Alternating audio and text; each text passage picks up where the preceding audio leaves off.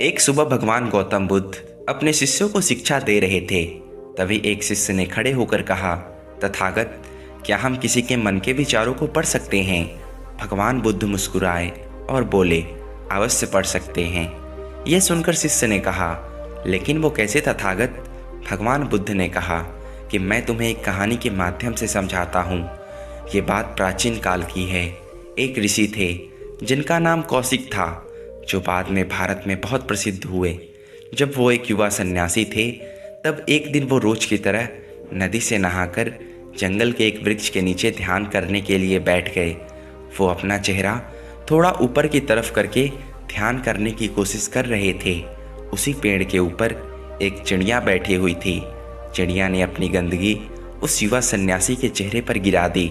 ये देख उस युवा सन्यासी को बहुत ही क्रोध आया, क्योंकि वो अभी अभी नदी से नहा कर आए थे और ध्यान में डूबने की कोशिश कर रहे थे। लेकिन उस चिड़िया की वजह से अब उन्हें दोबारा नदी में डुबकी लगानी पड़ेगी।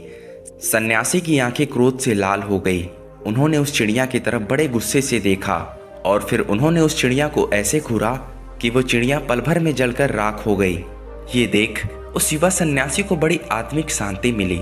उन्हें खुशी हुई कि चलो, मेरे तपस्या की शक्ति कुछ तो काम आ रही है।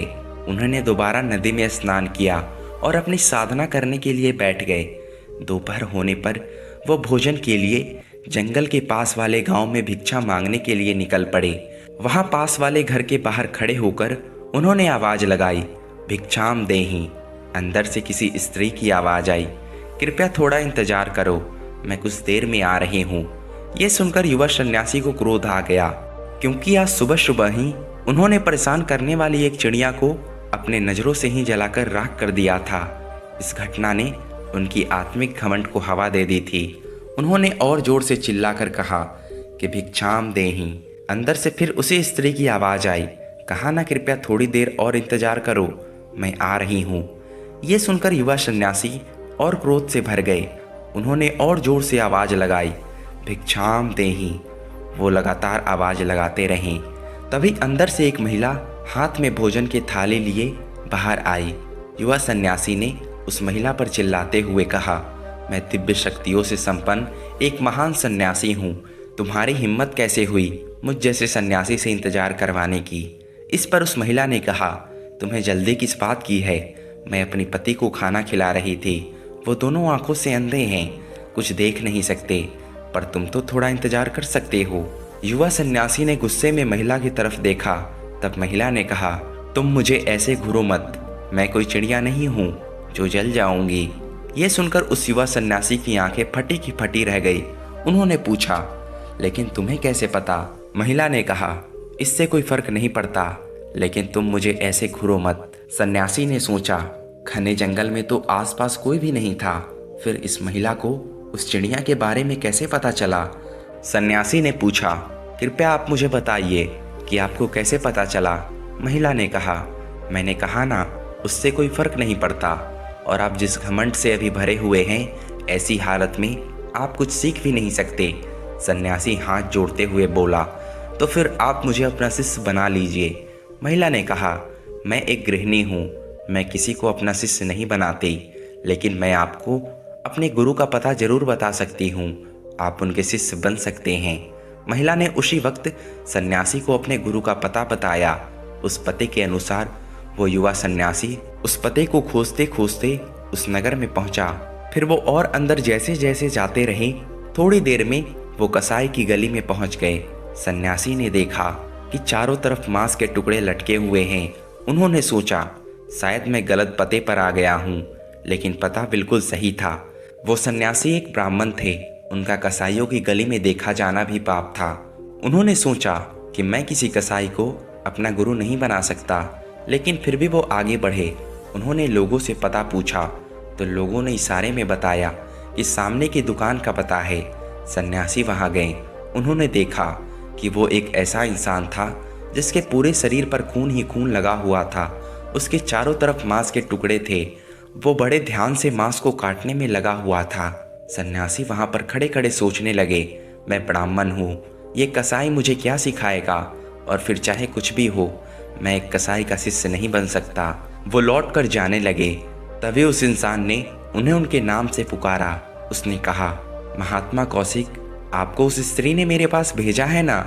ये सुनकर वो युवा सन्यासी अवाक खड़े के खड़े रह गए, क्योंकि उन्होंने अपना नाम अब तक किसी को नहीं बताया था। फिर ये इंसान उनका नाम कैसे जानता था। उसने कहा, आप थोड़ी देर इंतजार करिए, मैं अपना काम पूरा कर लूँ। वो सन्यासी वही खड़े रहे। उन्हें उस कसाई के घर में घुटन हो रही थी। थोड़ी देर बाद उसने अपना काम खत्म करके उस युवा सन्यासी के पास आकर कहा, आप मेरे घर चलिए, हम वहीं बैठकर बात करेंगे। वो दोनों घर पहुंच गए। घर पहुंचकर उसने उन्हें बैठने को कहा और खुद जाकर स्नान करके साफ सुथरे कपड़े पहनकर बाहर आया। बाहर आकर उसने कहा, आप थोड़ी देर और इंतजार करिए, तब तक मैं अपने बूढ़े माता पिता की सेवा करके आता हूँ। वो गया और उसने अपने बूढ़े माँ बाप की सेवा की, खाना खिलाया और फिर वहीं आकर सन्यासी के पास बैठ गया। उसने पूछा, बताइए क्या प्रश्न है आपका। सन्यासी ने कहा, सुबह सुबह महिला उस चिड़िया के बारे में जान गई थी और आप मेरे आने से पहले मेरे बारे में सब कुछ जानते हैं। यहाँ तक कि आप मेरे नाम को भी जान रहे हैं। आप ये सब कैसे जान पाते हैं और ये सब कैसे जाना जाता है, बस उसका तरीका जानना चाहता हूँ।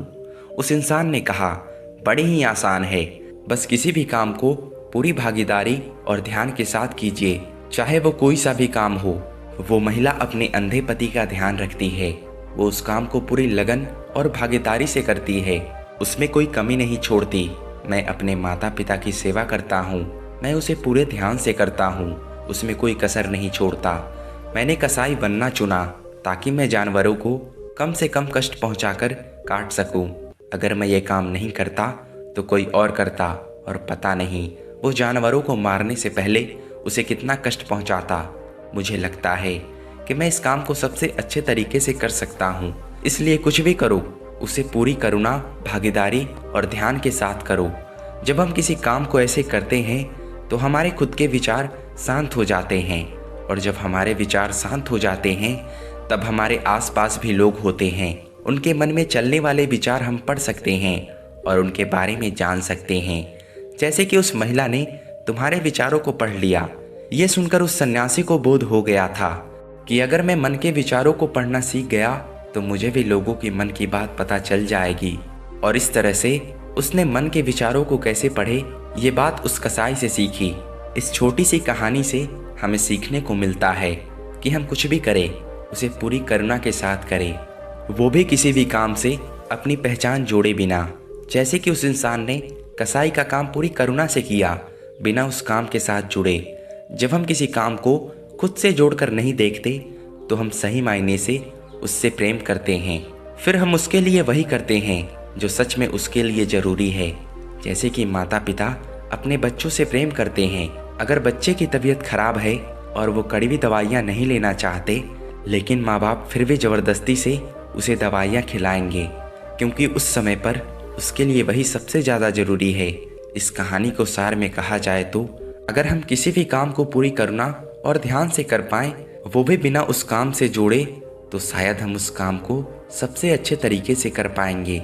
इसलिए जो भी काम करो पूरे ध्यान और लगन से करो, तभी जीवन में कुछ अच्छा हासिल कर पाओगे और आगे बढ़ पाओगे। तो दोस्तों, आपको ये कहानी कैसी लगी? अगर अच्छी लगी हो तो प्लीज़ हमें कमेंट करके बताइए और हमारे चैनल को सब्सक्राइब कर लीजिए। मिलते हैं नेक्स्ट वीडियो में, तब तक के लिए धन्यवाद।